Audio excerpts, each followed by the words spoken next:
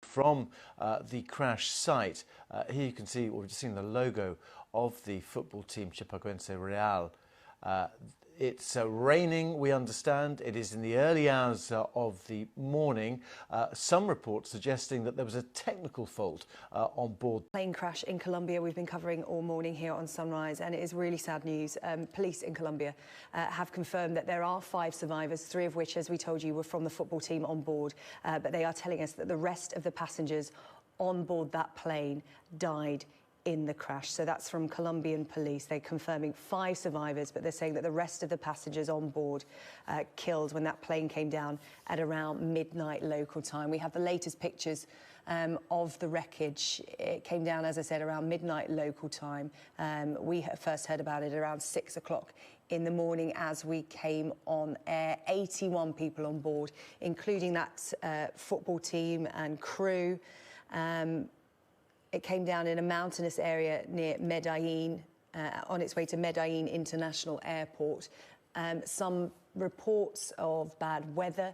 There had been thunderstorms and heavy rain in the region. Indeed, that had hampered the rescue efforts. They were suspended around half an hour to 45 minutes ago.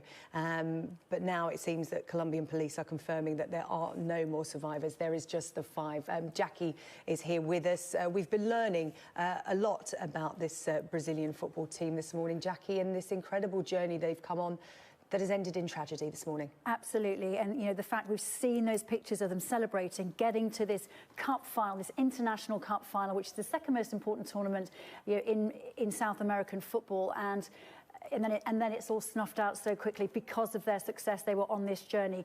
What we know about who survived, you mentioned 3 of the team are among those survivors. Alan Rochelle, who's defender, he was on loan from another club, Internacional. He's 27.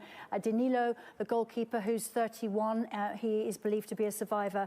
And Jackson Fullman, who's also a goalkeeper at just 24. There were also journalists on that plane covering this amazing story, like a Cinderella-type football story, really, like Leicester winning the Premier League. It was similar to that, you know, a small, unfashionable club from Santa Catarina, you know, doing the unthinkable, getting to Serie A, doing well. You know, they were 9th in the league and getting to this huge cup final. And it was an incredible story, and it's just ended so tragically.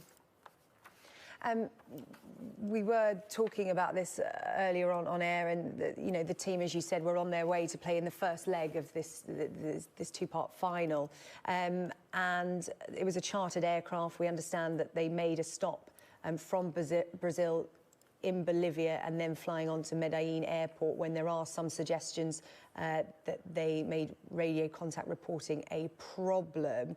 It then came down in that mountainous area where the rescue operation began, but bad weather had hampered that. But that is confirmation that we're getting now from the Colombian police that apart from 5 people, everybody else on board perished. And Jackie, we were just hearing from Tim Vickery there, who is a football journalist in Brazil. He was telling us about what it meant to the people of Brazil. They'll be waking up to that news. It's only 7 o'clock in the morning there, so we're going to get more reaction to that after this short break with Jackie, and we'll get more reaction from Brazil and Colombia as well.